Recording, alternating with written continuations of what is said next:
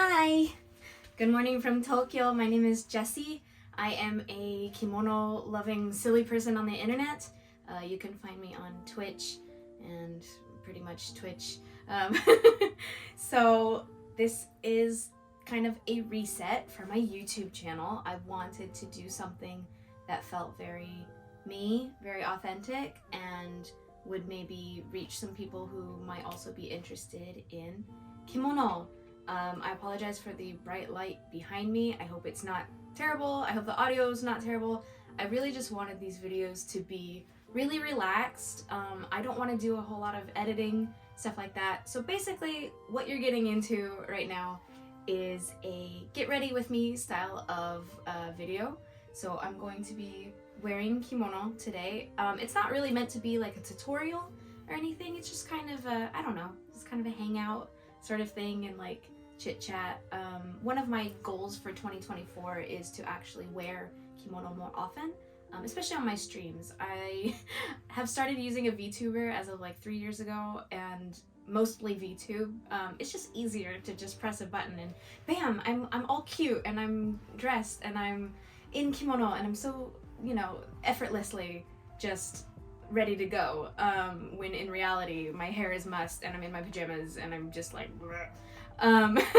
so I still want to stream on webcam though more often, because I do want to share my love of kimono. I really enjoy kimono. I'm just an enthusiast. I am not an expert, and that's fine. I didn't used to really be somebody who was into fashion, like whatever that meant to me as a young person, but since discovering kimono and learning how to wear it and playing with it and buying far too many from thrift shops, I just really enjoy it, and I feel like, oh, this is what people mean when they say they use fashion as a form of self-expression. Like, I get to express myself through clothing. I don't know, it's just really nice. So I'm just gonna chat, I guess. There's a lot of things like going through my mind right now. If you don't know me, I have like 1,000 things a minute going in my mind at all times, and sometimes it's hard to like pick one thread to like go down and like talk about. So I thought about a lot of things I could be speaking about on this video today, but if everything goes well and I keep doing this, I have plenty of time to talk about all of my thoughts and to repeat myself as well. So so I'm gonna get started. Again, I'm gonna fight my impulse to make this like a tutorial, but because part of the reason I'm doing it is because I want to share my knowledge and my love of it, I will introduce you to things along the way. So I am wearing what's called jubang. It is an under kimono. I didn't feel like filming that part of the process because under that is my underclothes, which are not very, I don't know, not very fun to look at, so whatever. It's fine. I don't know what I'm talking about. Anyway, this is the kimono that I picked out for today. It's actually a polyester kimono that is washable. This is something that they've started to produce in the past decade or so. I've been in Japan for like 11 years. And it just kind of creates a lower barrier to entry for folks, because if you're getting a super expensive brand new silk kimono, those are difficult to take care of. It's very intimidating. These polyester washable ones, you can just throw them in the washing machine. I would recommend using a laundry net, just folding it up nicely and using a laundry net, but you know, it makes it nice. It makes it easy for folks to get into kimono and like learn about it and wear it, and like, I don't know, it's just nice. It is pretty warm. I do like to wear, you know, polyester doesn't breathe very well, so like it is nice to wear in the winter time when it's cold. Thankfully it's nice and sunny today, but I'm not going to be in the sunshine all day. I'm going to move to the office after this and do a stream. I'm going to be working on some dolls. If you don't know me, you're like, what kind of, you do all sorts of shit? And I'm like, yes, I do. So yeah, I create little dolls. I call them hina dolls. They're not proper hina dolls, but they are inspired by hina dolls. I make the little animals wearing kimono, and they're super cute, if I do say so myself. But I have a couple releasing for purchase very soon. If if you want to go through my links and find my doll shop, it's called nakatelier.com. There is an R on the end of that. Anyway, but yeah, so those are coming out in a couple days, and today I want to start working on the next doll that's going to come after those. Basically, I make dolls based on concepts. Like, I'll draw a concept of like a character, basically, and then figure out how to make the doll in real life using a lot of different techniques. I've done a lot of different crafts, and so I like to incorporate the skills that I've learned in different crafts to make the different pieces of the dolls different features and stuff. And it's, for me, what I really enjoy is it's kind of like puzzle solving. So like, for example, when I was making my first concept doll, I was like, how am I gonna do the eyes? I don't know how I'm gonna make these eyes, because I had drawn them, so it was a rabbit, but I had kind of drawn them in this like, you know, this pretty like almond shaped style that's like kind of reminiscent of like Beatrix Potter illustrations, if you've ever seen those, Peter Rabbit and stuff like that. I wanted to go for a more realistic like rabbit look, and I drew that, but I didn't know how I was going to make that. And what I ended up hitting on was using UV resin. So I've been using UV resin to make little accessories and things as well. I also have a coffee shop if you want to go look at my shop. Bad plugs. I feel weird about like it's weird because I want to market myself, but at the same time it's like everybody's marketing themselves all the time. You know, like, if you want to look at my stuff, feel free. It's whatever. Anyway, so I had been playing with UV resin, so I had the materials already. I was like, you know what, I'm gonna experiment with just like dropping little bits of resin onto like a little silicone sheet and like trying to like, I don't know, like use a toothpick to like make the shape of the eyes, and that worked. It worked out nicely. And so it was like add another option for me for future dolls. Like, figure that out. Okay. It's actually kind of nice to just chat and just talk about whatever while I'm getting dressed, because if I treat this like a tutorial, I'm going to feel that pressure and it's gonna make it hard. I don't know. That's just how I work. Oh, I forgot. I need to clip this to my collar. Okay. Yeah. Sometimes, you know what's difficult? It's hard for me to talk to just a camera. Usually I live stream a lot, and live streaming my crafts and things like that. And usually I'm talking to people. There's a chat that I'm usually talking to, and I am less comfortable speaking to no one than I am speaking to someone. I'm less comfortable like doing recorded content versus like live performance. Even in a past life, I also did music.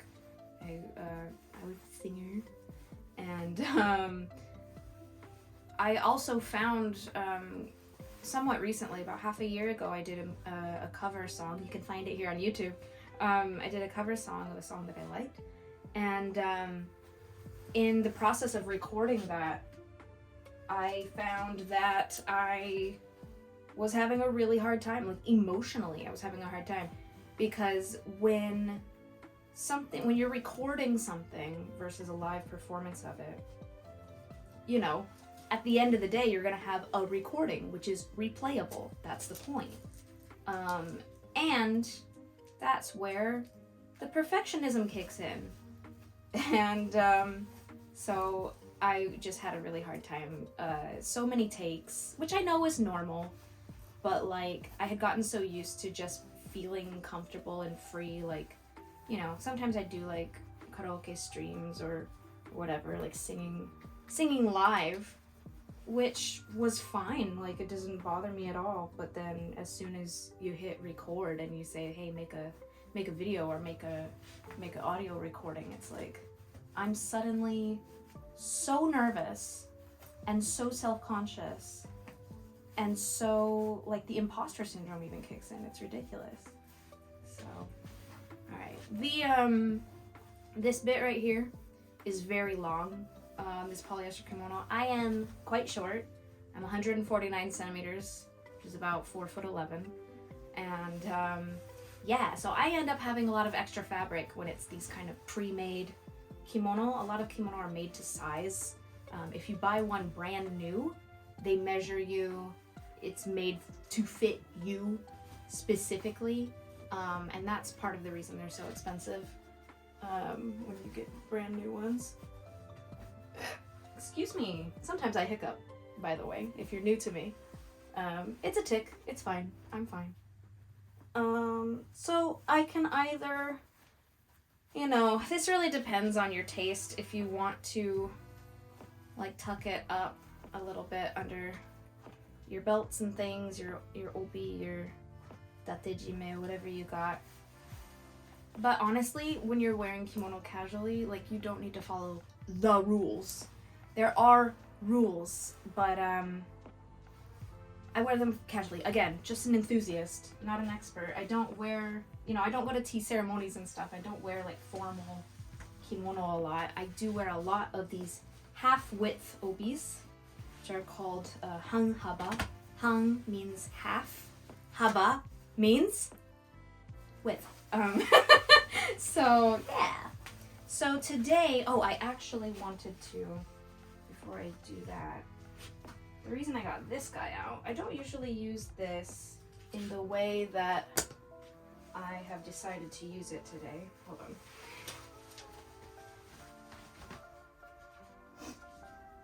I hope this is entertaining for folks. I really do.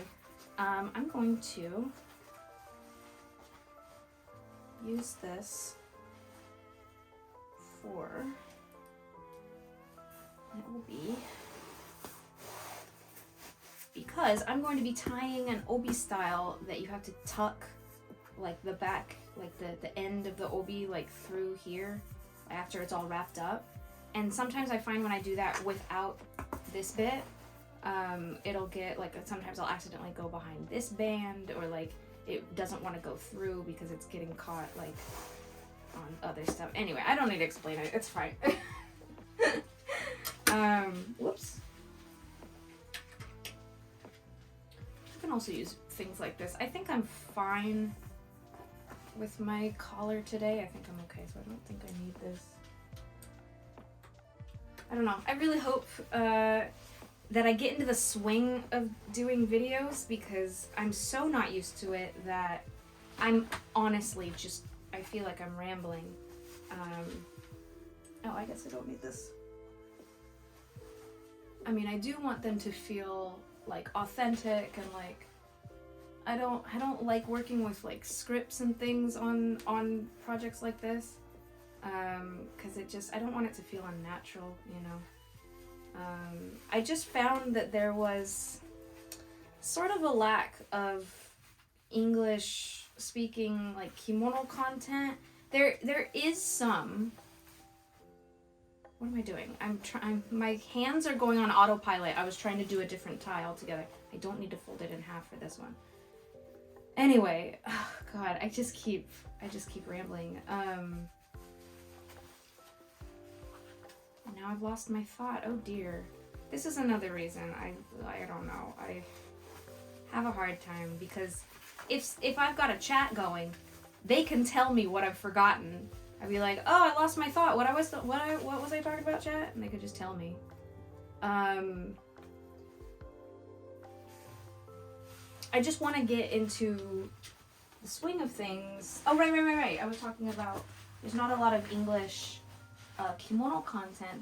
There is some, but again, a lot of them focus on, like, the rules, on, like, formal kimono, which is great. I do not have a certificate. You can get a certificate for, like, dressing other people in kimono for, like, special events and things, and I do not have that certificate, and I don't know if I want to get that certificate. Like, it's a fine goal, like I think it would be fine, but like, I don't know, I just want to wear it casually. I just want to wear it as fashion and as a form of self-expression, and so I don't really want to think about it too hard, you know. But yeah, so because this isn't like a tutorial or anything. How do I do this again? Oh, that's right. Sorry. Like that. See, I'm an enthusiast. I'm not an expert. Because I don't want it to be a tutorial or anything, but I still want to be able to like share what I know or what I do, you know, because especially if you're wearing kimono casually, you know, there's lots of ways of doing things. Like, everybody's different in the way that they approach how they dress, or, you know, how they put outfits together, what kinds of things, what kind of accessories they choose, even how they tie their obi. Like, everything can be so different. I'm doing a tie called karuta musubi, which is a nice flat tie.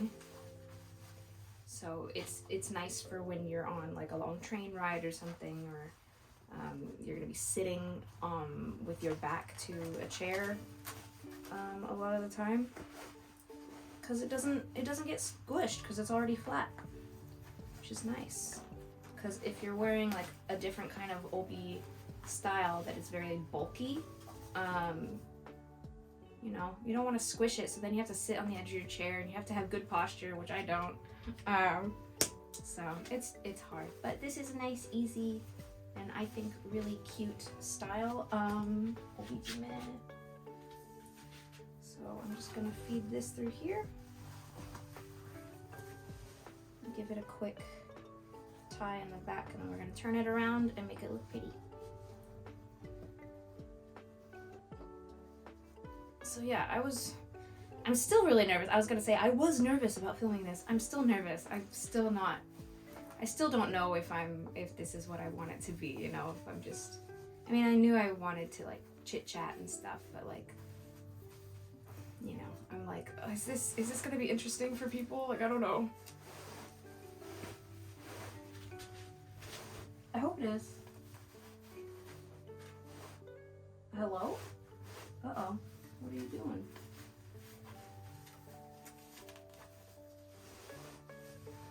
There we go. I'm not sure what it was doing. Alright. Make sure it's not twisted. We're good. Make them even. Even Stevens. Yeah, I want to keep doing this video project, this YouTube thing. You know, just to do it. It's just, you know, I find that I tend to accomplish goals a little bit easier if I have more than one that like kind of feed into each other. And if one of my goals is to stream more often in kimono and just wear kimono more in general, as well as, you know, create content in different places, not just being on Twitch, but, you know, being on different platforms and things, like, I think those will feed into each other. And also getting up early, because I need to get up early. Yeah, so let me know what you thought of this video. I'm just honestly just chit-chatting. Again, this is kind of long, but like, I don't really care about how this looks as long as it's like flat and neat. Like, I don't, some people get really uppity about like, oh, it's at a diagonal, like you shouldn't do that, or oh, it really should be shorter. It's like, yeah, I could, but like, especially in the context that I'm wearing things, like, see, like, it's not like I don't know how to do it. It's just that I don't really mind, like, I don't know. It doesn't bother me is what I'm trying to say, because it's just casual, and I know I'm short, and this is the evidence. So yeah, so that's it. I wanted to take a look at this outfit and try to decide on what earrings I'm gonna wear. This was not meant to be part of the video, but I forgot to pick them out before I started the video. So I'm just gonna do that. We're doing it live! So I have my little jewelry box here. And I'm gonna take a look at this outfit. And let's see. I think today I want to go with these guys. I've got these cute little ribbon guys. These little dangly ribbons. So we're gonna do that. Is that? Now I'm feeling iffy about it. That's fine. Actually, no. I am feeling iffy about it. I'm gonna trust my instincts. This is really not meant to be part of the video, so I probably won't do it again, but I like these guys instead. Something that I just really love about kimono, and I know that this is true of other kinds of fashion, the part, like picking things to go together. Like, okay, I'm gonna wear this kimono, what obi am I gonna wear? What obijime am I gonna wear? Am I gonna wear obiage, which is another piece that you could put up here?